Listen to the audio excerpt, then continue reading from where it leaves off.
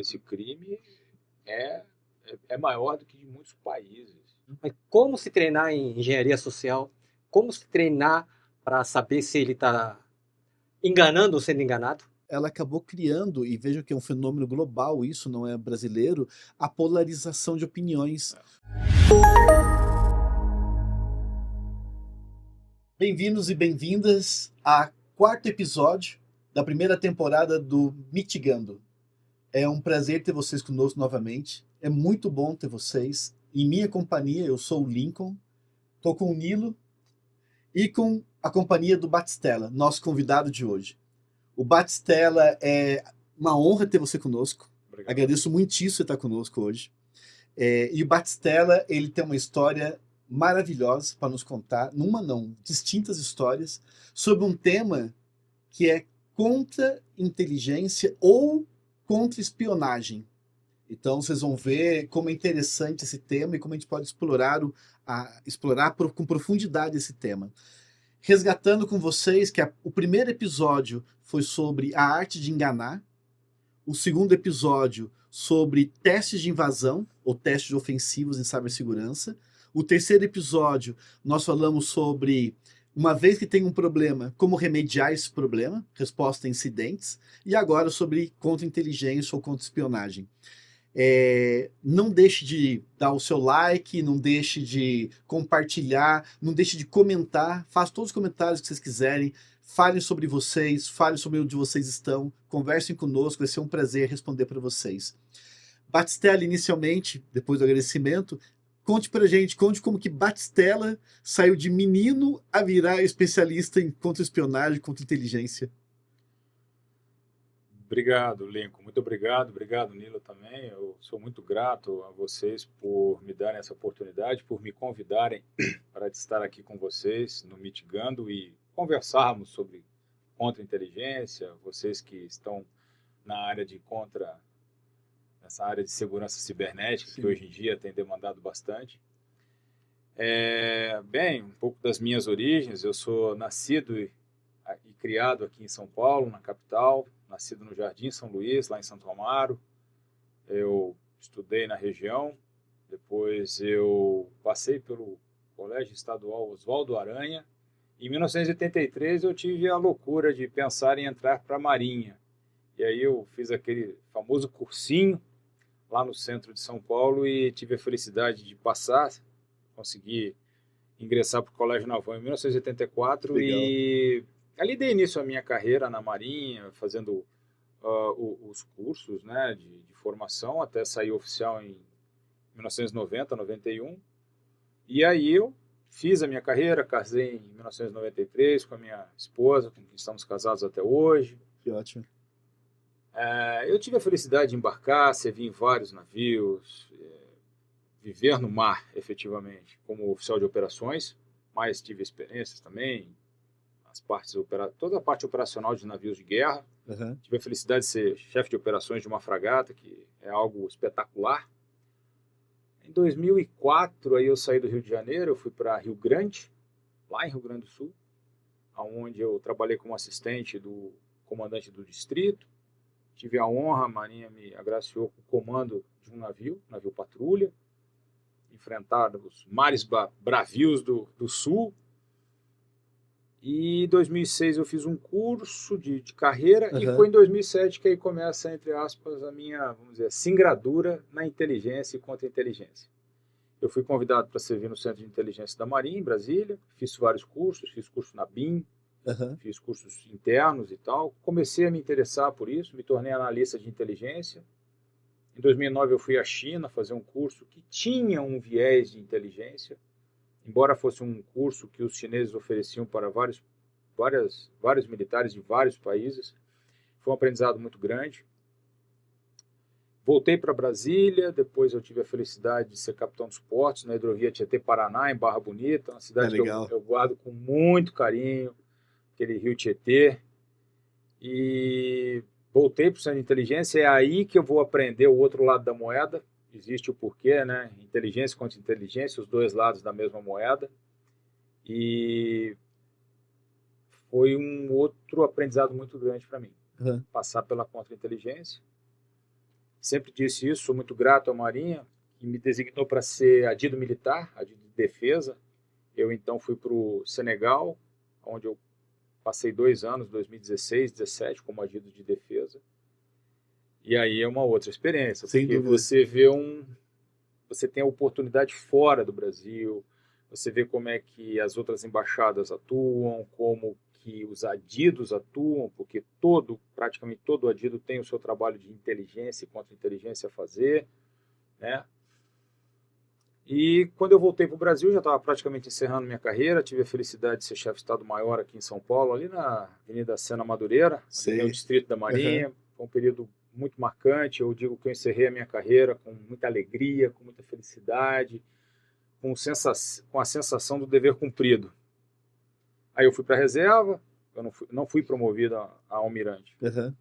E fui convidado a trabalhar na segurança do Porto de Santos, na antiga Codesp. Foi um baita de um aprendizado. Sem dúvida. Foi. Haja desafios ali, hein? Ali foi um desafio interessante. Tive a honra de ser superintendente da Guarda Portuária. Passei 1 ano e pouco em Santos lá. São desafios interessantes na segurança portuária. E depois, quando eu saí da Codesp, aí vem efetivamente então a realização de um plano que eu já tinha em mente, já vinha pensando em me lançar, me apresentar para o mercado corporativo como consultor da área de inteligência e contra-inteligência. Excelente. Business Intelligence e contra-inteligência. Uhum. E aí é onde nós chegamos agora. E, além disso, vejam, o Batistella, ele publicou um livro no ano passado que trata exatamente sobre contra-inteligência e inteligência. Recomendo profundamente o livro e já está nas livrarias, está em plena venda, não, Batistella? E ele está aqui pessoalmente porque eu vou ter a honra de entregar também pessoalmente para vocês. Muito gentil, obrigado. Me sinto muito honrado de poder passar as mãos para você, Lincoln, para você, Nilo. Dizem que é uma realização, né? Então é o meu filho. Plantar uma árvore e escrever um livro. Eu plantei uma árvore no Senegal, eu explico no livro. A minha filha, minha inspiração, está escrito no livro isso. Então, muito obrigado, muito gentil. Nilo, também para você. Uma satisfação. Muito obrigado. Eu fico muito honrado, mais uma vez, pelo convite a vocês de estarem aqui, de estarmos aqui, podermos a honra é nossa de poder escutá-lo e recomendo muito a quem puder. É um tema instigante, vale muito a pena. Eu confesso que eu não li o livro ainda, mas vou, a partir de hoje, minha dedicação integral é terminar a leitura desse livro. Novamente agradeço pela oferta. E aproveitando, vamos então ao tema. Explica pra gente o que é contra-inteligência, contra-espionagem, ou seja, o que é isso? Por que são dois lados da mesma moeda? Como eu disse, não tem pergunta fácil, mas vamos lá. Primeiro, uma distinção, né? O conceito de atividade de inteligência. A atividade de inteligência no Brasil, ela se divide classicamente entre inteligência e contra-inteligência. Então, inteligência podemos definir basicamente como toda aquela atividade da coleta de informações, de dados, em que um analista vai trabalhar isso, um trabalho cognitivo, a fim de gerar um conhecimento, de tal forma a assessorar o decisor. A contra-inteligência não deixa de ser também um trabalho de coleta de dados, um trabalho de análise e gerar um conhecimento para assessorar o decisor, só que com um viés de proteger o seu conhecimento, proteger a sua organização. Então, o viés da contra-inteligência é de segurança no sentido de proteger os seus ativos, sejam eles ativos físicos, tangíveis ou ativos intangíveis. É importante pensarmos nos ativos intangíveis. E classicamente, porque eu sigo, bem dizer, a doutrina da ABIN, eu aprendi isso estudando dentro da ABIN, claro que a Marinha também tem um pouco da sua própria doutrina, li outras doutrinas, mas claro... Só um comentário para quem não conhece, a ABIN é a Agência Brasileira de Inteligência. Então, só para explicar, desculpa a interrupção. Obrigado, porque eu me empolgo. Por isso nós estamos aqui num bate-papo. Então, como eu sigo, bem dizer, essa doutrina, a contra-inteligência, ela se divide, digamos que em dois braços, a segurança orgânica, uma segurança mais patrimonial e uma segurança chamada de ativa. Essa segurança orgânica, ela trata mais das questões físicas, entre segurança das instalações, a segurança da documentação. Classicamente, é aí que está um pouco do viés da cibersegurança, muito embora, dependendo do escopo da agência de inteligência, a área de cibersegurança vai ter ela só um braço específico, né? E esse contexto mais de prevenção, obstrução e prevenção, tá? Do lado da segurança orgânica. O lado da segurança ativa, praticamente o primeiro nome que vem é a contra-espionagem. Tá legal. A contra-espionagem no sentido de se contrapor à espionagem de um ente do qual tem alguma rivalidade. Muito embora na área da espionagem, na espionagem econômica, às vezes, ou quase que se sabe, que amigos também se espionam. E aí tem a contra-espionagem, nessa divisão clássica da contra-inteligência, da segurança ativa, contra-espionagem, contra-sabotagem, contra-propaganda, desinformação e, num viés governamental, principalmente governamental, estatal, tem uma caixinha muito delicada que é o contra-terrorismo. Eu evito, eu muito pouco falo de contra-terrorismo porque é um tema muito delicado, exige muito estudo, não que eu não goste, mas ele tem uma atuação muito mais governamental. Quando a gente vai falar de contra-espionagem, o setor corporativo é uma das principais vítimas disso. Sim. Então, é aí que a relação direta da contra-espionagem dentro do braço da contra-inteligência. E por que os dois lados da mesma moeda? Primeiro, eu sempre gosto de citar as fontes. Então, para quem gosta da atividade de inteligência, gosta de inteligência, leia um livro Lies, Spies and Algorithms. Esse livro é de uma escritora norte-americana chamada Emma Zigart. Esse livro é excelente. Esse livro é um best-seller lançado em 2021 ou 2022.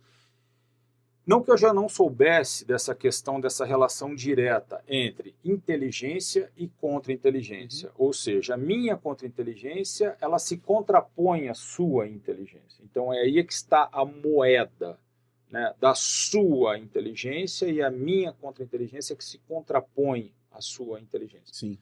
E isso está muito bem escrito, né, os dois lados da mesma moeda, em termos bibliográficos, em termos de literatura, está escrito nesse livro dessa escritora que eu acabei de falar. Então é aí a gente vai deixar nos comentários a indicação do livro, tá bom? Para quem quiser depois buscá-lo. Eu recomendo. Para o mundo do cibersegurança, Batistella, o espionagem seria o hacker? É muito provável, é muito possível que a gente chegue à seguinte, vamos dizer assim, generalização ou tentar enquadrar que quem pratica a cyberespionagem seja alguém que tenha uma experiência como hacker. É bem provável.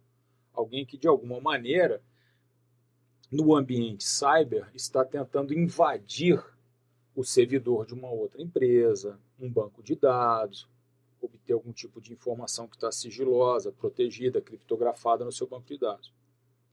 O mercado utiliza genericamente essa concepção de hacker, aquele que hackeia, aquele que invade o sistema alheio, né? um sistema de uma outra empresa.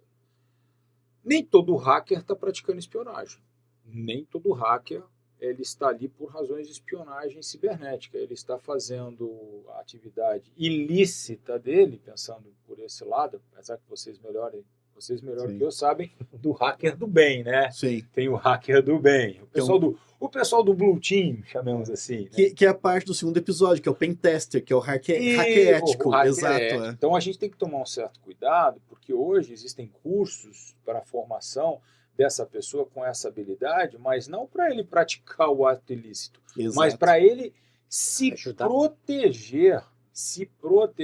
E teoricamente, eu vou falar que é o hacker, daí o hacker ético.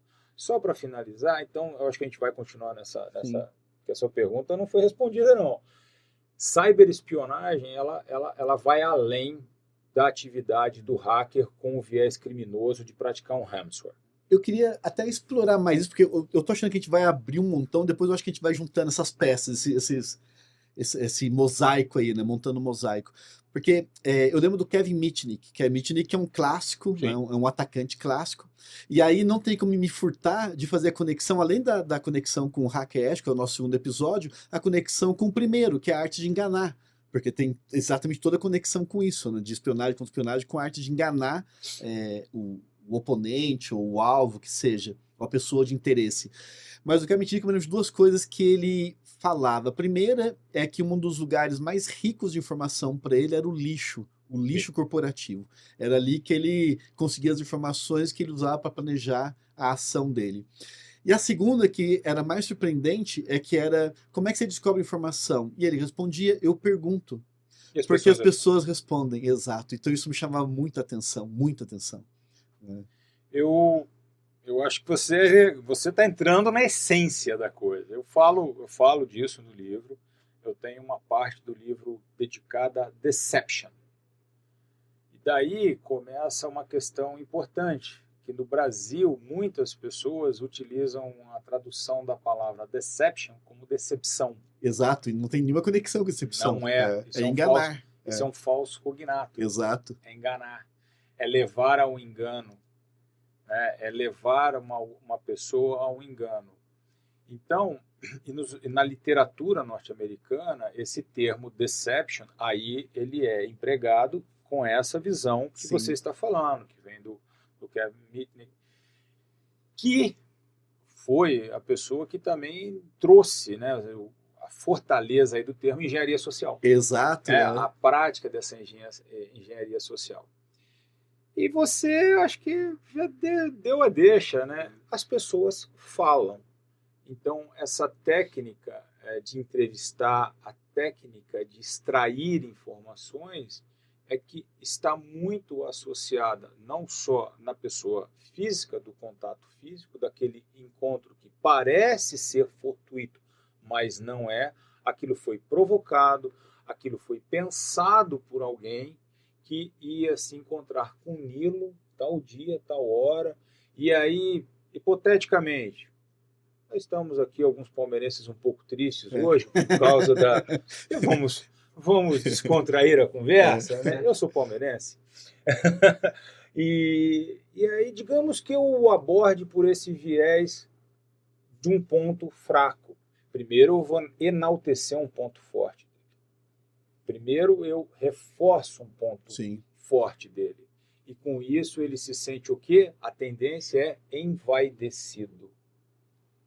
Na medida em que eu reforço um ponto forte, eu começo a criar uma boa relação nessa conversa e eu vou dando tempo ao tempo. Isso não quer dizer que vai acontecer daqui 5 minutos, pode demorar até outros dias, mas nessa relação até eu chegar no ponto fraco do qual eu quero extrair alguma informação. Isso eu estou falando no contato aqui, olho no olho, certo? Olho no olho. E como é que isso se dá no meio cibernético? Mais uma vez, vocês sabem que essas portas de entrada, né?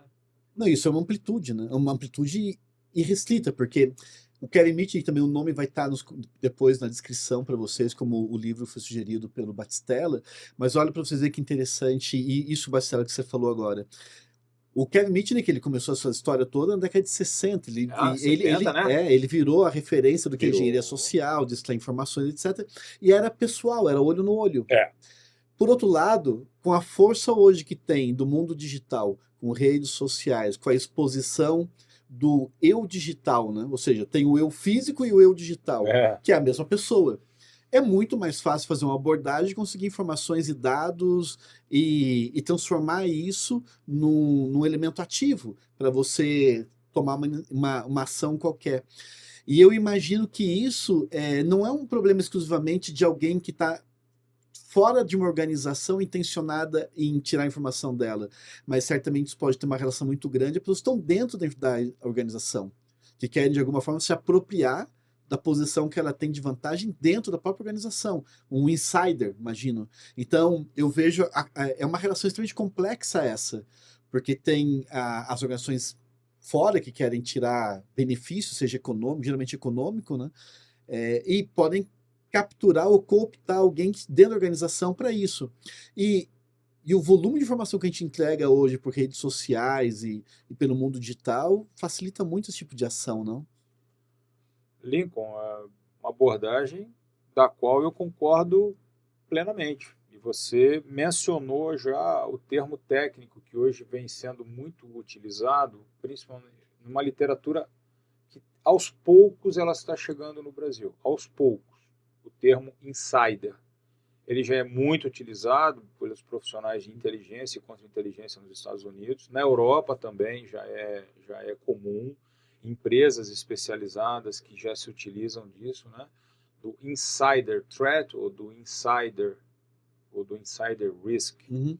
E eu acredito que aqui no Brasil, com o tempo, haverá uma acomodação e uma assimilação desses conceitos. Antes disso, só um parênteses, né, eu vejo que o mercado de segurança no Brasil ele é muito forte. Ele é muito forte. Infelizmente, por conta da insegurança. Uhum. Mas aí a gente entraria num outro aspecto. A gente entraria no aspecto da, entre aspas, insegurança pública. E aí é uma outra conotação. Concordo. E também não é a parte da qual eu me... Mas, se a gente pensa na questão da segurança e da segurança corporativa, como você até falou, a questão do lixo, antigamente, e existe até hoje, tá? Embora o Não lixo... duvido disso. Porque tem no lixo digital também. Sim. Porque a questão do lixo físico, ela também recai sobre o lixo digital. Em menor proporção, talvez. Mas onde é que eu quero chegar? Essa questão do insider, daquela pessoa que ela é, de alguma maneira, vamos dizer, observada para se tornar um alvo da ação de quem está de fora, do outsider, que vai tentar cooptar esse insider, isso tem tudo a ver com deception, Sim. Isso tem tudo a ver com engenharia social, e aí aquela categoria do insider, aquela pessoa que aperta lá no clique daquele e-mail que é um phishing, porque ela não teve nenhum treinamento, ela não sabia. E ela, infelizmente, abre um backdoor da qual o atacante consegue, vamos dizer, adentrar a sua Exato. rede. E tem aquela questão, uma simples abordagem de LinkedIn. Sim. Olha, começa a observar certos comportamentos em que a pessoa estaria suscetível a uma troca de empregos, e aí recebe aquela, entre aspas, oferta generosa de LinkedIn, sem contar de Instagram. Então, o eu digital que você falou, hoje em dia, ele faz parte desse contexto. E aí eu vou mais além, né? Parte do que eu atuo, da consultoria, do que eu tento ajudar as empresas, é essa questão. Olha, treinem o seu pessoal, treinem, procurem dar a eles condições de que eles comecem a, entre aspas, desconfiarem um pouco mais de uma certa abordagem que ela está fora dos padrões normais. Então, por exemplo, o que aconteceu com a Tesla? O que aconteceu com a Tesla há 2, 3 anos atrás, em que um funcionário da Tesla foi abordado por um nacional russo que tentou aliciar um funcionário da Tesla para espetar um pendrive a fim de dar, vamos dizer assim, uma abertura para um ataque ransomware. A sorte desse funcionário da Tesla é que ele avisou o FBI, avisou a própria empresa, isso chegou ao FBI, e essa pessoa que tentava essa incursão, chamemos assim, dentro da Tesla, acabou sendo preso, tudo e tal. Mas imagina se essa pessoa não tivesse com seus valores morais ali a toda a prova e tivesse, de alguma maneira, se deixado levar e, com isso, aceitar, entre aspas, esse suborno, esse prêmio para espetar aquele pendrive. Não, e nesse caso está falando de alguém que foi assediado de forma Assédio. explícita, né? Que Exato. certamente acontece, deve acontecer com pessoas que trabalham em instituições financeiras, isso deve ser deve ter uma recorrência, oferecendo vantagens ou ameaças, né? Ameaças familiares, etc. Por outro lado, e você mencionou muito bem no seu discurso, eu queria explorar um pouco mais isso, que afeta muito em cibersegurança, que são as pessoas que se tornam insider, que ela acaba sendo parte disso, mas de forma involuntária, às vezes por falta de treinamento, que é receber um phishing a gente fala muito sobre phishing, sobre falta de treinamento também no episódio anterior, que a gente falou sobre resposta a incidentes, que é o episódio 3. Mas é muito curioso isso, porque muitas vezes a pessoa ela não é intencional. Ela não fez isso porque ela está envolvida com, entre aspas, o crime. Mas ela acaba consentindo, ela acaba... ou porque ela não destruiu um documento corretamente, ou porque ela aceitou um phishing e ou não trancou uma porta de forma adequada, ou colocou uma senha muito suave, muito fraca, que é fácil de romper, né, com força bruta. Vou mais além. A situação está ficando mais difícil ainda, além disso tudo que você está falando. Você falou a questão da senha, você está comentando a questão da pessoa não ter a noção de não clicar num link de e-mail suspeito, certo? Ou a empresa não tem um programa de criptografia de arquivos em rede, não sabe, às vezes não tem nem a compartimentação dos diretórios. Todos os diretórios estão abertos na rede. Sim. Vocês sabem disso melhor do que eu. Vocês sabem disso melhor do que eu, né? Isso porque eu não estou falando só de compartimentação do Windows, não. Estou falando em questão de servidor mesmo, até você ter servidores compartimentados, certo? Isso para depois a gente falar de backup em nuvem, tá ok? Só para deixar deixa aí. Só para deixar deixa. Agora, por que eu digo que acho que a situação está se agravando mais ainda? É um bom tema. Deepfake. Concordo totalmente. O que aconteceu na Coreia do Sul, acho que foi outubro do ano passado, foi noticiado. Aí foi noticiado em outubro do ano passado, em 2024, quando, bem dizer, um alto funcionário, eu não lembro se ele era CFO da empresa, mas o fato é o seguinte, se eu não me engano, a ordem de grandeza foi 24 milhões de dólares, em que ele autorizou um pagamento porque ele recebeu a ordem, se não foi do CEO, não era CEO, acho que era do CFO, que entrou numa live, numa call, como se diz, né, numa reunião online, e aquilo era fake, era uma outra pessoa. E o funcionário, como é que ele ia desconfiar que quem estava falando não era o Nilo? E o Nilo deu a ordem, ele cumpriu e transferiu o dinheiro. Isso depois foi noticiado, os valores são altíssimos, em vários milhões de dólares. Então, imaginem eu achar que estou falando com o Lincoln, quando na verdade não é o Lincoln. E aí eu tomo todas as precauções do e-mail, do telefone, mas você não é você. Eu concordo com a criticidade disso. Porque quando a gente fala do eu digital, a gente parte da premissa, eu não vou dizer que somos todos poliana, não somos todos assim ingênuos, mas a gente parte da premissa que o Lincoln digital é o Lincoln físico, o Batistella digital é o Batistella físico, o Nilo e coisa assim por diante. Mas deepfake muda isso tudo. Essas técnicas de poder você criar um outro Batistella, um outro Lincoln, um outro Nilo, isso é surreal, com o mesmo time de voz, com o mesmo jeito, com talvez a mesma forma até de criar fraseologias. Isso vai deixar a vida extremamente complicada, cada vez mais. Né?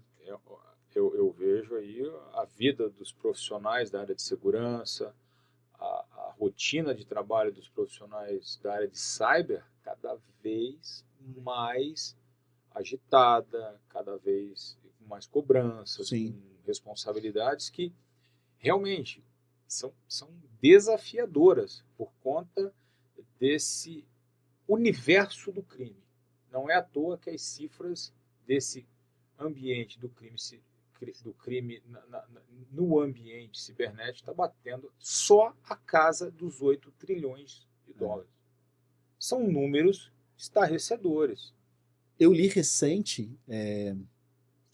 estou tentando lembrar a fonte, eu acho que foi no estado de São Paulo, no jornal do Estadão, Eles tinham uma matéria especificamente falando que é isso mesmo, era uma matéria que eles traduziram do Washington Post, do New York Sim, Times, uns jornais americanos, né? uma fonte. E falava que hoje o crime digital baseado em enganar, né? Ou seja, usando esse tipo de ferramentas como deepfake e mesmo chamadas telefônicas, ou seja, ligando para alguém que já está ali com suas economias, aposentado, sozinho e convencendo ele que ele ganhou uma loteria e Sim. fazer um pagamento antecipado, qualquer coisa nessa linha, é maior que o mercado de narcotráfico, do mercado de drogas no mundo. É a principal fonte de renda do crime organizado no mundo hoje.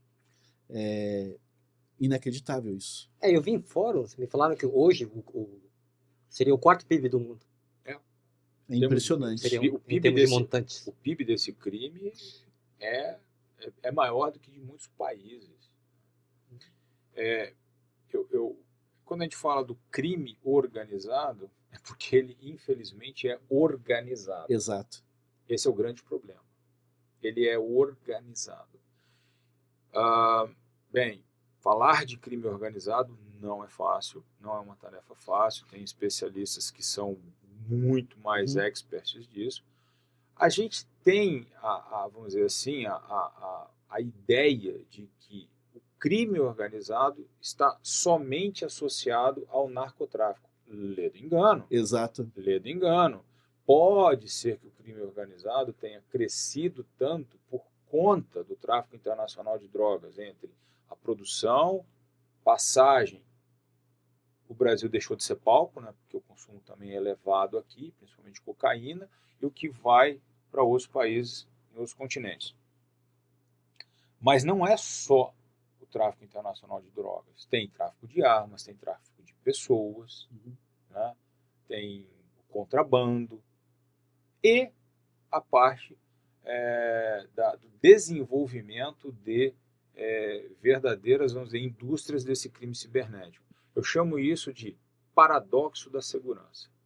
Isso é o paradoxo da segurança, aonde você tem hoje pessoas que sejam agentes do governo, aquela pessoa que teve uma carreira, digamos, que seja nas Forças Armadas, Forças Policiais ou em órgãos de segurança, então citar nome, a Polícia Federal ou órgãos, por exemplo, alguém que fez uma carreira no Ministério Público e tal, que uma pessoa que sempre lidou com segurança e que tem conhecimentos técnicos e que abertamente na Deep Web é recrutado para trabalhar em proveito do crime, porque ele tem conhecimentos específicos. Isso é o paradoxo da segurança. Quer dizer, a gente falou do hacker do bem. Sim. Seria como a gente pensasse se nós vamos formar profissionais da segurança cibernética que vão desenvolver novas tecnologias, novas capacidades, novas ferramentas de proteção, de segurança cibernética, mas que depois uma dessas pessoas ou um grupo se deixa ser aliciado e vai trabalhar para o crime. E ele leva todo esse cabedal de conhecimento do desenvolvimento de técnicas de segurança. Como é que pode? Exato, concordo. Tem coisa pior do que um policial ser corrompido? Um policial que ele está ali para ser policial pela sociedade. E a partir do momento que ele é corrompido e ele passa a atuar em prol do crime? Mas são riscos, né? São riscos porque é uma formação técnica muito especializada, que se demanda muito investimento, muito tempo de dedicação nessa área de segurança em geral, seja cibersegurança, segurança como de forma genérica. E é claro, isso interessa ao outro lado. É muito recente, é um tema que é muito atual, né? Ou seja, atual a gravação desse episódio que nós estamos, que é o tráfico de seres humanos especialistas, porque quando a gente fala de tráfico de humanos, sempre pensa assim, geralmente, sei lá, prostituição, venda de drogas, aquelas coisas mais clássicas, até da literatura, da imprensa falando sobre isso. Mas nos últimos tempos, e isso está se falando muito na imprensa atualmente, do tráfico de pessoas especializadas em alguns mercados muito específicos, como Myanmar, Laos, etc., Camboja, para cometer crime eletrônico, seja por chamadas de voz ou crimes digitais. Então, muito em linha com o que você está contando agora. eu não li, eu li por alto, mas tem alguma coisa recente que saiu de um jovem que conseguiu sair de um campo desse, Exato, vamos dizer, campo, né? Assim, dessa situação, porque eles acabam sendo feitos reféns. Eles exato. são obrigados a trabalhar pelo crime.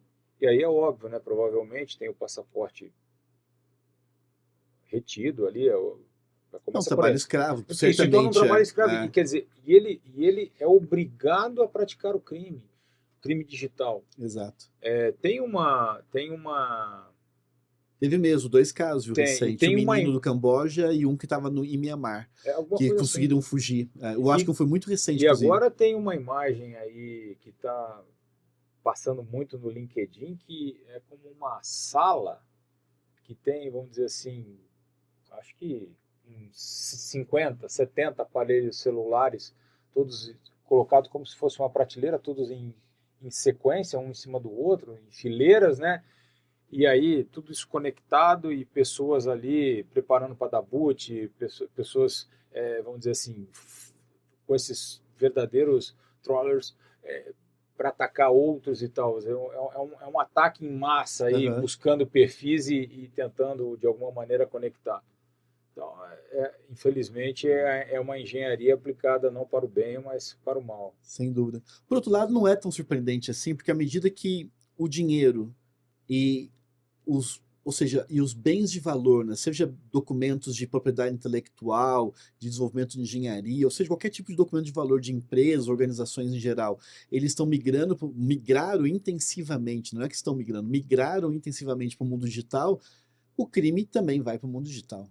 Esse ou seja, não dá para esperar nada distinto, né? À medida que vamos fazer o recorte do Brasil, temos sucesso com o Pix.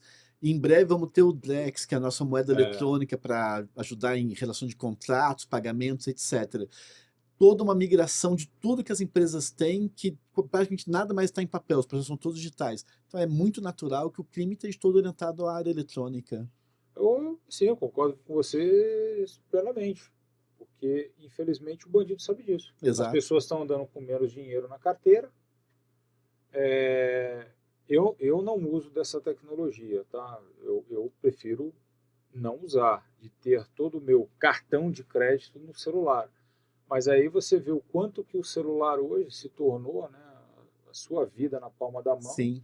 E aí o bandido está mais interessado em roubar o celular, porque dali ele vai conseguir acessar a sua conta bancária e tal. Mas volta na questão de tentar acessar também a sua rede social e tal.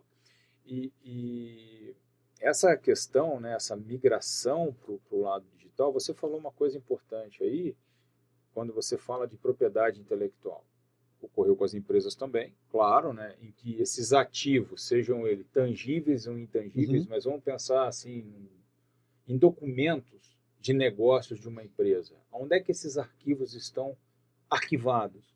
Aonde que esses documentos estão disponibilizados? E aí, obviamente, que também aquela pessoa, né, que a gente vê nos filmes, que a gente viu nas décadas de 70, 80, aquele cara em chapéu, É, aquela capa, e vai lá, fotografa com aquela velha máquina, aquilo aconteceu? Claro que aconteceu na década de 70, 80, talvez até meados de 90. Hoje, para que isso? é isso aí. Né? Detalhe, continua acontecendo, tá? Então, só também para não deixar claro o que acontece. As velhas práticas não acabaram, Uhum. não acabaram. Temos novas práticas. E aí é aonde vem esse lado da espionagem cibernética que vai, de alguma maneira, tentar se infiltrar na sua rede sem deixar rastro, não vai cobrar hamster coisa alguma, porque qual é o grande segredo dessa tentativa de infiltração, de extração do seu ativo, seja, por exemplo, um plano de negócios, ou da sua tabela de clientes, ou sua tabela de preços, e você acha que eu preciso demonstrar para você que eu extraí esse documento? Entra mudo e sai calado. É isso mesmo. Entra mudo e sai calado. Entrou, movimento lateral mínimo, mínimo. Encontrou, exfiltra, E tá tudo certo. sai. E se você amanhã conseguir descobrir que ali houve, aí a sua equipe de resposta a incidente vai reagir a esse incidente como? Vamos dar um... Primeiro que tomara que ela consiga saber que houve um incidente. Esse é o ponto. Esse é o ponto. Às vezes nem sabe o que Às vezes aconteceu. nem sabe que houve a invasão. Esse é que é o grande problema. Você nem se apercebe que você sofreu um incidente cibernético porque houve uma penetração nos seus sistemas, e aí a ponto de você conseguir ter certeza que dados foram o quê? Copiados. Copiados. Não é que ele vai roubar o dado, ele não precisa. Ele só quer a cópia. Ele só faz isso aqui, ó, copia. Ctrl C. Ctrl C. O Ctrl V ele vai dar em casa. Bom, o caso mais famoso disso, para falar, é o Snowden, que até filme foi feito sobre ele, né? Ou seja, ele foi exatamente isso. Que todo mundo pensa em operações extremamente complexas com tecnologia, mas não. Basicamente, ele copiou um arquivo num pendrive, que me surpreende, então, tem o USB na NSA, na Agência de Segurança Americana, e passou com isso. É impressionante, mas é isso, você tem toda a razão, exatamente. E as práticas antigas não acabaram mesmo, concordo. Práticas, por exemplo, que são clássicas de criar amantes, né? Ou seja, tem um cara numa posição de poder muito importante, ou uma mulher numa posição de poder muito importante, você põe um amante, você põe alguém que ela cria um relacionamento paralelo à vida normal dela, social, justamente para poder ou ameaçar, ou para poder essa pessoa tirar dados lá de dentro, informações e tudo mais. É impressionante. Impressionante isso. É um mundo... cada vez está ficando mais complexo. Não é que as coisas estão se trocando, elas estão ficando mais complexas. Está se adicionando complexidade. Camadas de... Exato. Complexidade. Você falou em treinamento. Como é que as corporações podem se treinar para evitar esse tipo de coisas? Porque o que a gente percebe que quando se fala em treinamento no mundo corporativo, se confunde muito com tecnologia. Então, o profissional se atua luz, então, tecnologia e tal. Mas como se treinar em engenharia social? Como se treinar para saber se ele está enganando ou sendo enganado? Porque também eu acho que é uma linha muito tênue entre você pensa que você está enganando, mas você está sendo enganado. Então, queria ouvir da tua experiência, como treinar esse... Grande pergunta, Nilo.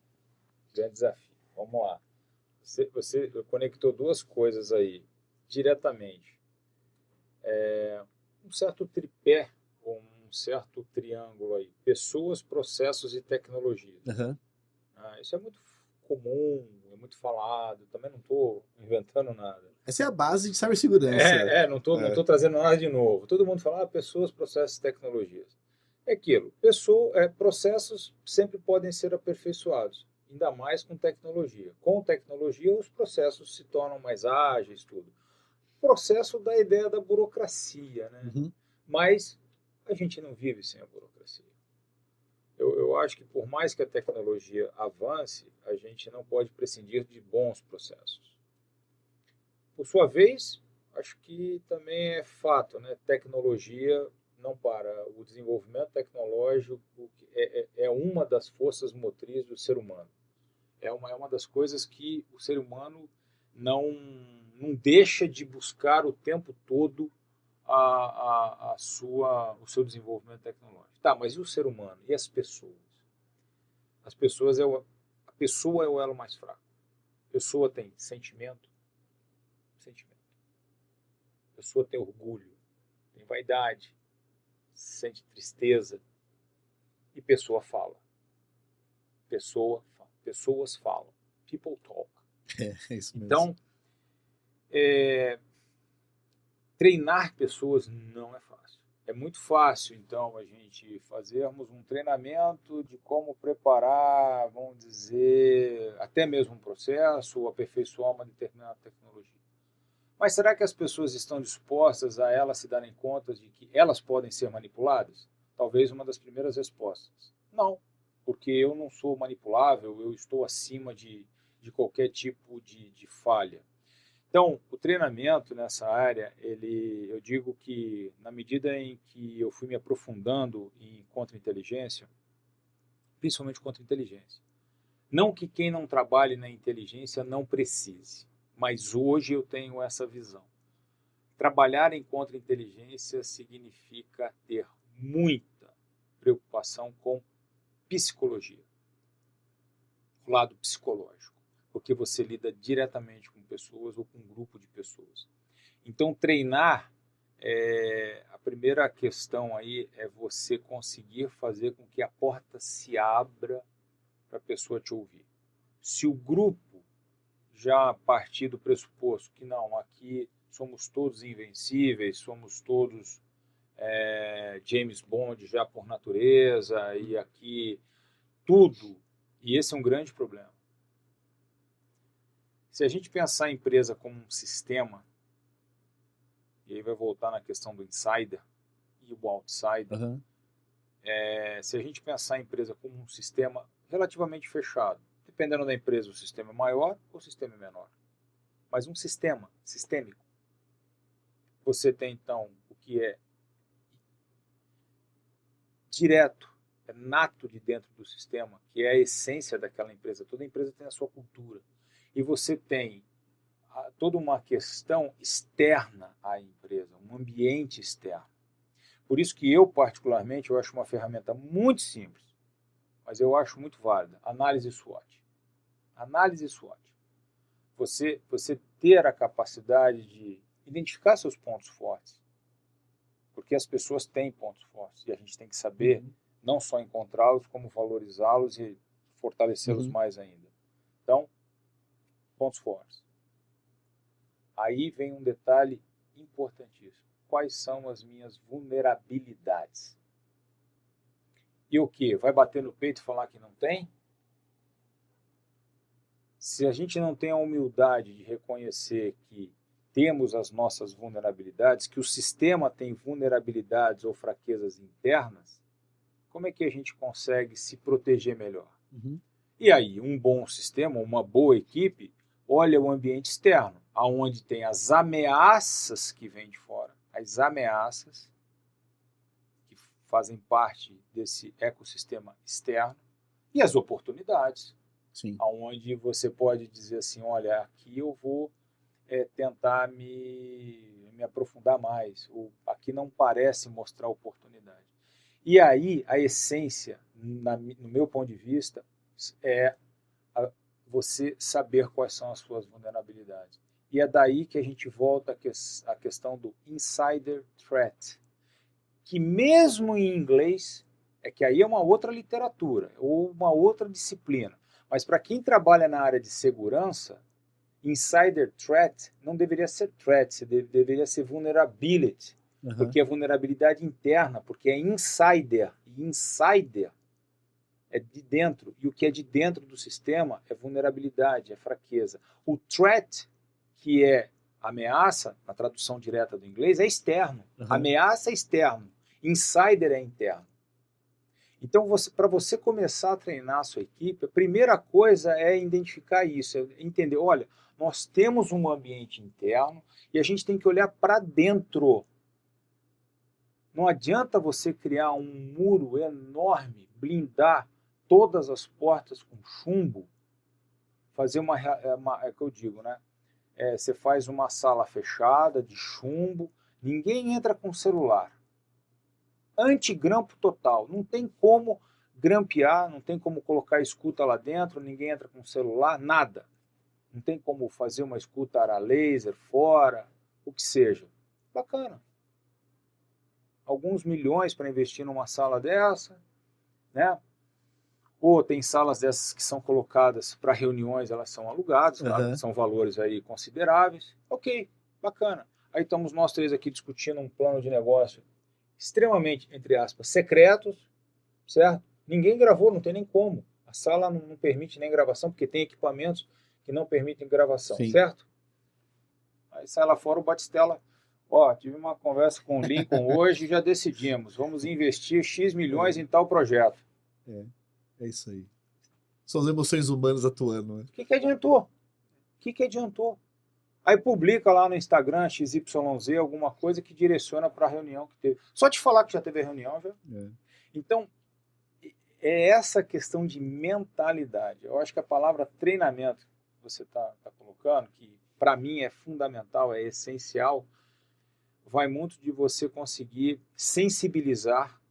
E olha, eu não gosto muito de ser taxativo com certas regras, normas, né? ninguém está aqui para estabelecer norma, regra, Aham. dizer o que é certo e o que é errado, tá? Não é a minha intenção.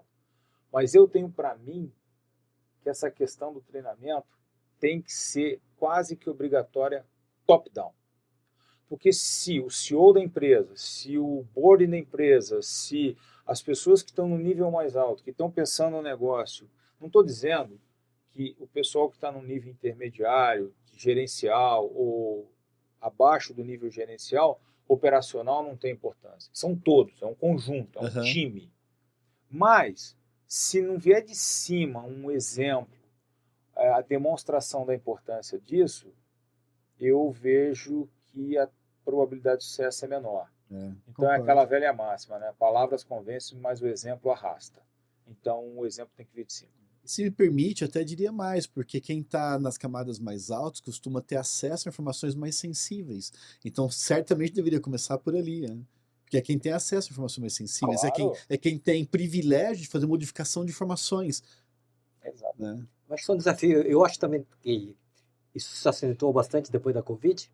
Trabalho remoto. Eu acho que aí o desafio de você ter uma estrutura para você treinar as pessoas, conscientizar todo mundo, já é complicado dentro do ambiente. Imagina no ambiente virtual que as pessoas trabalham remotamente. Eu acho que são complicações que a tecnologia traz. O modo de vida, né, na verdade, está muito relacionado com o modo de vida.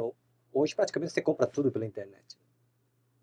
Agora, trabalhar também remotamente, onde você não vê as pessoas, tal, eu acho que é um desafio. Posso botar mais uma pitadinha aí? Por Opa, favor. Bring your own device. sim, Work from anywhere. sim. Todos os termos da moda dos últimos anos aí, termos em inglês que estão na moda. Vocês que estão na área de cyber, como é que você lida com isso? Work from anywhere. Onde é que ele está se logando? Está no Wi-Fi não vou citar nomes, né, porque senão fica chato, né, mas da rede de café tal. É. O Na que rodoviária. Na rodoviária, no aeroporto. pronto, no aeroporto. E lá? Meu, onde é que ele se conectou? Pois é. Ele está sozinho. Ele está sozinho, né? Então, coworking, não tenho nada contra coworking, mas vem cá, será que tudo que eu estou acessando, a pessoa do lado tem que ver, tem que saber? E aí eu também acho que depois da Covid, né, que acentuou de uma maneira essa lamentável pandemia, ela até mesmo talvez por uma questão de sobrevivência de negócios, né, ela obrigou que as empresas se remodelassem minimamente para sobreviver Sim. a um momento tão difícil. Isso aí é inequívoco. Ninguém vai aqui agora jogar pedra num empresário que teve que fazer quase que um milagre para manter o trabalho dele aberto. Isso estava dando emprego para famílias. Sim. Então, quer dizer, ninguém vai pegar aqui agora e malhar porque o cara fez, porque tinha que trabalhar remoto. O problema é que, óbvio, há todo um custo envolvido nisso. Como é que você vai conseguir instalar o WAF em cada casa? Não vai. Não é impossível. Como é que você vai garantir a sua proteção de borda se você está tendo acessos de várias pessoas que, para manter o trabalho girando, estão acessando de diferentes IPs, sabendo que VPN já não é mais sinônimo de segurança, é o que se vendia 5, 6 anos atrás. Então não vamos jogar pedra também, porque o mercado teve que se adaptar. Correto. O problema é que o criminoso, ele não perdeu tempo. Ele se aproveitou disso. O crime organizado, ele de alguma maneira se expandiu, derivou as suas ações para o ambiente cibernético, até por conta da facilidade com que se viu em função da situação da pandemia, que obrigou essa modelagem de novos negócios, e o criminoso não perdeu a chance de evoluir. Então é essa corrida, né? Gato e rato, e aí volta até um pouco, né? O mesmo lado da moeda, né? Vamos dizer, o lado policial contra esse lado criminoso. Sim, sem dúvida. E o crime organizado por alguns países, de acordo com alguns veículos da imprensa, é uma parte expressiva do produto interno bruto, de como Mianmar, Jamaica, se divulgam que, ou seja, o grau, inclusive, de afetação, ou seja, de influência em governos locais pode ser enorme por causa disso, né? Por você ter esse peso financeiro e poder montar uma operação num lugarzinho e atacar o mundo inteiro a partir dali, sem ter que montar essas operações complexas de narcotráfico e tudo mais. Tem um país aí, desculpa te interromper, parece que Imagina, tem um país aí que tem andado em evidência, né? Não dá para a gente não falar, porque tem muita matéria que vem de norte-coreanos. também verdade. Então, o que se noticia, de acordo com as fontes abertas, Open Source Intelligence, é que o próprio Estado norte-coreano financia essa operação de crime, a ponto de que, recentemente, foi noticiado por um veículo de notícia especializado na área de segurança cibernética que uma empresa empresa que deve ter aí seu lado operacional mais na Europa e inclusive na Austrália, que descobriu que ela havia contratado remotamente, virtualmente, um funcionário que se fez passar por um grande, entre aspas, expert de segurança cibernética e que depois descobriram que ele era um norte-coreano que estava extraindo informações, estava sabotando a empresa e depois ainda tentou dar vamos dizer assim, um golpe no sentido de vamos dizer, travar algum sistema e cobrar resgate. Então, veja, será que isso foi só a atuação do indivíduo ou isso é algo patrocinado, isso é algo incentivado como uma forma de arrecadar dinheiro que depois é drenado para o Estado? Sim, mas olha só o que você trouxe um tema extraordinário, Bastar, além de tudo que a gente já conversou, pra você ver como esse mosaico é complexo, né? Que é a possibilidade de uma empresa recrutar alguém remotamente, como o Nilo estava bem abordando, e você, da questão de você poder dar emprego longe, etc. E não necessariamente por deepfake você está contratando aquela pessoa. Você está contratando um cara mal intencionado, Sim, e você contrata, faz todo um processo fez um background check, exato, passou. Só que não é aquilo, pode, sei lá, é o norte-coreano que está mal É. intencionado, e você contratou um cara que você acha que é um outro perfil de... tá um mundo... Você coloca vários filtros, na medida em que essa pessoa mal intencionada sabe dos filtros, ele vai Exato. vencendo essas barreiras e acaba sendo admitido. E não é complicado fazer isso hoje. Infelizmente. Ainda mais porque recruta por LinkedIn, etc. Você criar um perfil falso ali e dar vida para esse perfil não é uma coisa das mais difíceis do mundo. Né? Tem um caso também interessante, eu abordo isso no livro em português, eu abordo uma passagem mais rápida na parte quando eu falo nessa parte que a gente está vivendo hoje de uma desordem informacional. Esse termo desordem informacional, eu também faço questão de citar a fonte. Eu não criei esse termo, information disorder. Isso vem de um trabalho de pesquisa que eu fiz, encontrei uma literatura, eu li, achei muito interessante, citei a fonte no meu livro, certo? E tem um caso que foi reportado por um veículo de notícias importantes dos Estados Unidos, que mostra a questão... Eu não vou citar o nome da faculdade agora, da universidade, porque é uma universidade muito grande dos Estados Unidos, mas não lembro o nome. Mas é uma dessas grandes. Tá legal. Em que houve uma grande discussão num fórum de estudantes por conta desse lamentável problema entre Israel e Palestina, né, e de que grupos começaram a fomentar, entre aspas, o discurso do ódio. Discurso do ódio. Quem estava por trás? Uma persona fake que se dizia PhD em filosofia. Aí uma literal investigação descobriu que aquela pessoa que se apresentava como uma já doutora em filosofia, qualquer coisa do gênero. Era um avatar. Impressionante. E incitando as pessoas. Né? Então, torna-se complexo esse ambiente, porque isso envolve também um outro lado que, de certa maneira, a contra-inteligência tem que saber atuar, que é a questão desinformação, da propaganda, Sim. contra-propaganda, que são conceitos... Eu tenho até uma desviadinha do tema, mas é que me veio à cabeça. De forma alguma, acho que não desvia, não. Pertinente, é. Porque a gente está vivendo hoje uma situação interessante, né? Problema de fake news, problema de deep fake, Sim. você não sabe com quem você está falando, mas isso gera uma situação que hoje vem se falando muito, tá? Tem tido bastante já matéria falando sobre guerra cognitiva, warfare, cognitive warfare, ou seja, o problema dessa eu quase que induzir o seu pensamento, porque eu estou, de alguma maneira, atuando na sua maneira de entendimento, porque você está sendo bombardeado com informações que nem sempre são precisas, mas para que eu modele a sua resposta, certo? Ainda mais nesse eu digital hoje em dia, né? Com tantas pessoas, e isso é um braço de atuação da contra-inteligência. Por quê? Não só pela pessoa, pelas empresas, grandes empresas que acabam sendo, de alguma maneira, dragadas para questões políticas. Então, veja a questão das Big Techs. Uhum. O que está acontecendo no Brasil? Veja a questão de uma grande empresa, de um CEO hoje que trabalha no governo em um determinado país.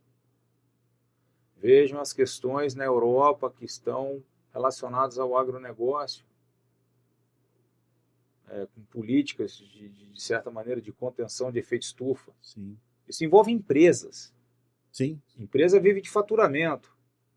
Se existem novas regulamentações que, de alguma maneira, afetam o faturamento de uma empresa, como é que ela lida com isso? Quem dentro da empresa pensa nisso? Um profissional de inteligência? Um profissional de contra-inteligência?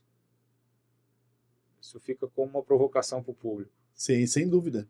E comentem, porque esse tema é instigador. E vejam, e tem um ponto importante que o Batistella está falando, que é essa manipulação, ela acabou criando, e vejam que é um fenômeno global, isso não é brasileiro, a polarização de opiniões, porque ela está criando uns contra os outros. E isso nunca foi assim, porque as pessoas têm opiniões diversas, porque todos nós temos experiências diversas, e a gente expressa isso de forma diversa, por forma como a gente foi educado, nossa cultura, aquilo que a gente nasceu, que é o que já é natural do lugar de nascimento, da formação do país que a gente nasceu e tudo mais. Ou seja, toda essa construção, ela se perde quando é manipulado, porque parece que todo mundo está em dois polos distintos, o que não é verdade. Eu nunca me encaixei em dois polos, acho que eu nunca vou me encaixar, mas é uma realidade isso. E parece até estranho eu falar isso, mas é fato. E aí eu, só para corroborar com você, por trás disso pode ter muito o quê? Deception. Não tenha dúvida. Porque deception está... A questão do conceito maior de deception, além daquilo que a gente conhece na área de cyber, mas no conceito clássico, é levar o oponente ao engano. Sim. Ao engano. É fazer com que você receba, por meio de uma propaganda, por meio de uma campanha de desinformação, dados que o levem a tomar uma decisão imprecisa, incorreta em relação à realidade. Uhum. E isso pode estar sendo feito de uma maneira tecnicamente preparada para um determinado alvo. A gente sabe que na inteligência e contra-inteligência, a palavra alvo não é só aquilo que a gente vê de alvo de levar tiro, Exato. não. O alvo também, o target de uma operação de inteligência contra inteligência, pode ser aquela pessoa, infelizmente quando a gente diz alvo de uma operação, a gente acha que é o criminoso, é a pessoa que fez algo errado. Não. O alvo também pode ser aquela pessoa que está sendo difamada, está sendo atacada. Então, o alvo precisa de uma proteção maior, seja de inteligência ou contra-inteligência. E aí, será que determinado acontecimento não teve o intuito de potencializar algo contra um determinado alvo, sendo que esse alvo pode ser uma pessoa politicamente exposta, pode ser um político. Exato. Pode ser um executivo de uma Pode ser um grande executivo de uma grande empresa, pode ser a própria empresa, Sim.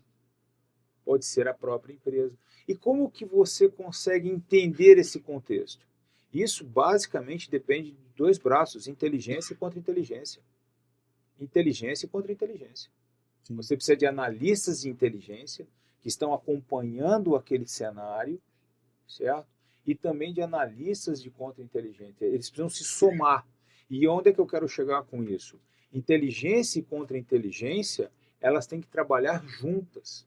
Não podem ser rivais umas das outras.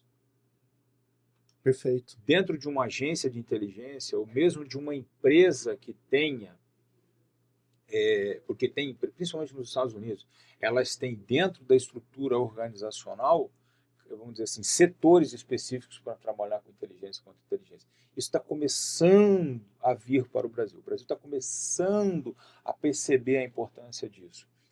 Então, isso tem que ser um grupo unido, com esses dois viés. O analista de inteligência, que tem uma visão estratégica, e, consequentemente, o analista de contra-inteligência.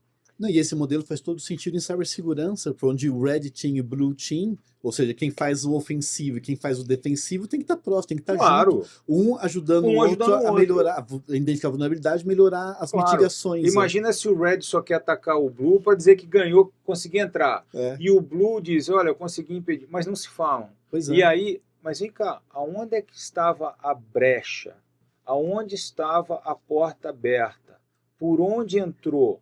Como entrou? Quando entrou? Exato.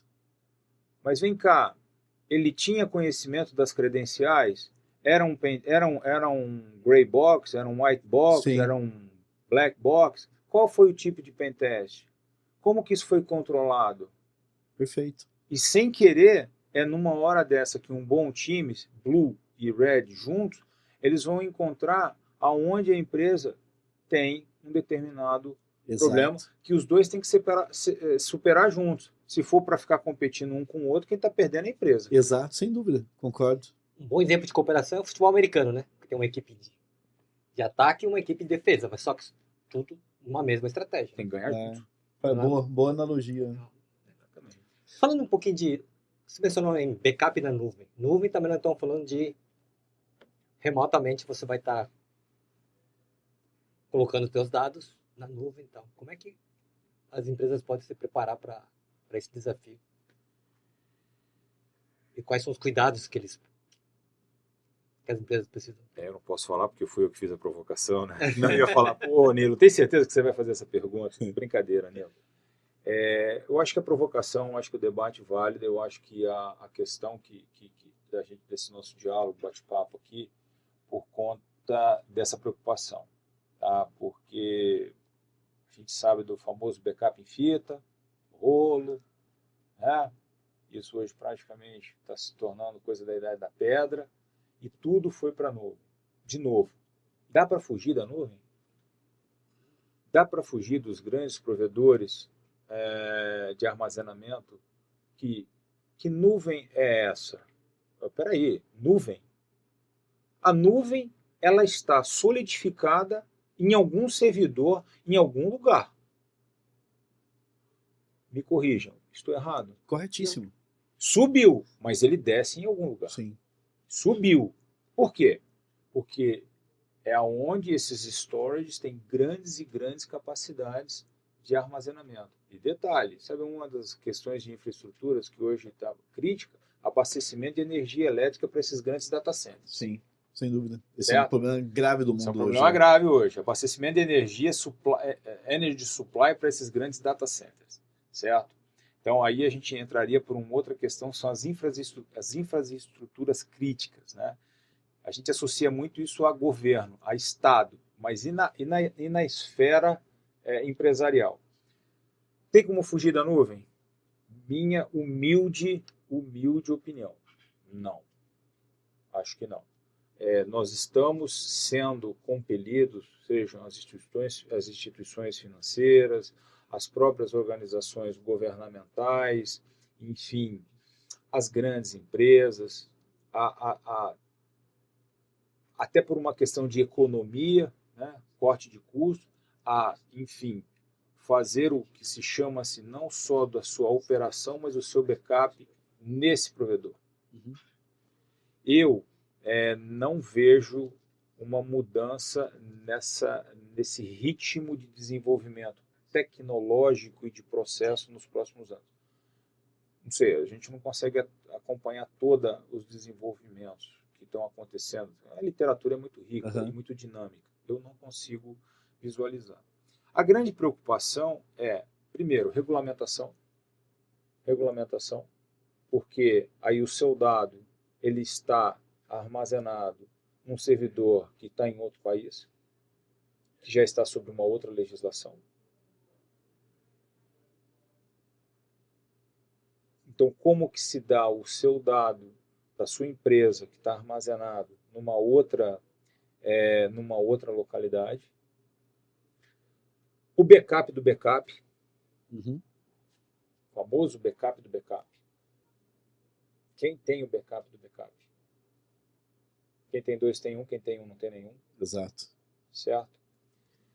E o que eu recomendaria para as empresas é que os principais dados, documentos, arquivos, informações que são essenciais, vitais e que podem comprometer a segurança da empresa, a sua operacionalidade, que elas de alguma maneira conseguissem ter algum tipo de domínio próprio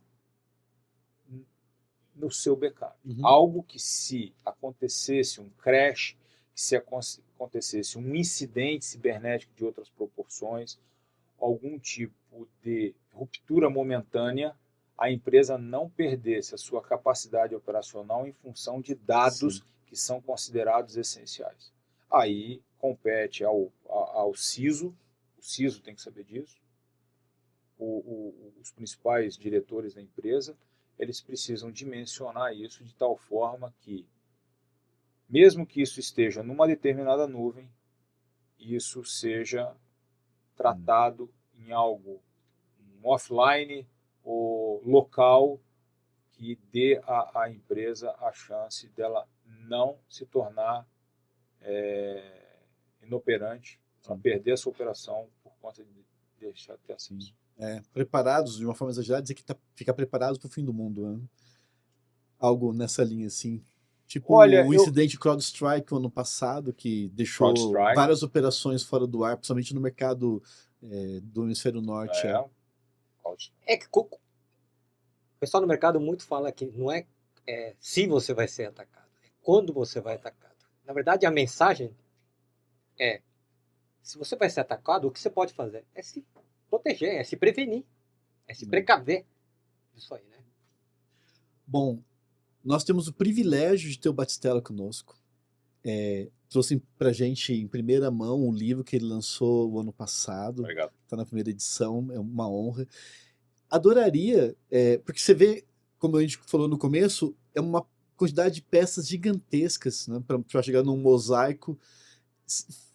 Faz uma palavra final, como você associaria esse mundo de coisas que a gente conversou sobre a ação de contra-inteligência que você oferece, que você trabalha, que você acha essencial. Uma mensagem final, totalmente à vontade. Bom, mais uma vez, muito obrigado à sua audiência, obrigado a quem está prestigiando o Mitigando. A mensagem final que eu passo é para que os gestores de segurança, que as empresas, não que isso não seja também, de certa maneira, para o setor governamental, mas procurem investir em pessoas. O meu foco de atuação da minha consultoria, a maneira como eu vejo o mercado, repetindo um pouco, tecnologias não vão parar de crescer, os processos sempre podem ser aperfeiçoados. Mas pensando da atividade de inteligência, pensando pela área do business intelligence, com foco em contra-inteligência, invistam em pessoas. Procurem dar atenção às pessoas. As pessoas querem progredir, elas querem crescer, elas querem ser ouvidas. Então ouçam as pessoas e deem a elas oportunidades de falarem. Porque são elas que, de certa maneira, dentro da própria empresa, sabem aonde tem os gaps de segurança. São elas que sabem. E às vezes elas querem mostrar, elas querem ajudar, mas não são ouvidas. Então, não subestimem a capacidade de pessoas interessadas em praticar espionagem corporativa. Não subestimem. Isso existe, está existindo. Mas, de alguma maneira, deem a chance das pessoas entenderem o problema que está acontecendo e delas participarem da solução. Para ser breve, eu digo isso, e não é à toa que a capa do livro, o título do livro, é Contra-Inteligência 4.0. Esse 4.0 está explicado no livro. E quando eu li algo que me falou, que está citado, e aí eu deixo para curiosidade, né, mas que falava de uma contra-espionagem de quarta geração. A origem da ideia do porquê está aí Contra-Inteligência 4.0 é porque o que eu li e que me levou então, por que está se falando em contra-espionagem 4.0, de quarta geração? E me chamou a atenção, e eu falei, eu acho que isso realmente, isso vem de uma grande agência de inteligência mundial. Não está aqui no Brasil. Não estou desmerecendo a nossa BIM, mas a gente aprende também com quem já está mais adiante. Então, eu vejo que tem fundamento. Legal. Batistello, novamente, obrigado. E antes da gente encerrar, me fala sobre um hobby, alguma coisa que você gosta de fazer na sua vida pessoal, alguma coisa que te dá bastante prazer com sua família e tudo mais. Além de escrever excelentes livros. Além de escrever livro, claro. Eu gosto de escrever, gosto de ler, mas pelo plano mais familiar, não é hobby, mas eu dedico esse momento à minha filha. Ah, que ótimo. Fiquei um pouco emocionado de falar isso, mas eu dedico esse momento à minha filha. O hobby hoje, algo que nos últimos 4 anos tem sido uma coisa que eu tenho feito com muita motivação, é nadar. Eu gosto de correr, sempre corri, desde o meu tempo da Marinha joguei basquete. Nunca fui nenhum grande jogador, mas joguei um pouco de basquete. Depois eu sempre pratiquei a minha corridinha na rua. Mas desde 2020 eu peguei gosto pela natação. Então eu não chamo de hobby, mas a natação tem sido uma coisa que eu tenho procurado desenvolver, tenho tentado melhorar a minha técnica. E no mais, aquilo que eu procuro elevar sempre meu pensamento a um crescimento moral. Perfeito. Qual o nome da sua filha? Juliana. Juliana, um beijo do Mitigando para você. Obrigado por compartilhar seu pai conosco. Bem, encerramos aqui o 4º episódio, então, do Mitigando. É uma honra para a gente, novamente, Batistello, ter você conosco. Nilo, obrigado. Eu sou o Lincoln, tivemos com vocês aqui. Espero que vocês tenham gostado e aproveitado do conteúdo que a gente passou. Comentem o que desejarem, vai ser um prazer interagir com vocês novamente nos comentários. E muito obrigado. Nos vemos novamente em breve no 5º episódio. Sucesso.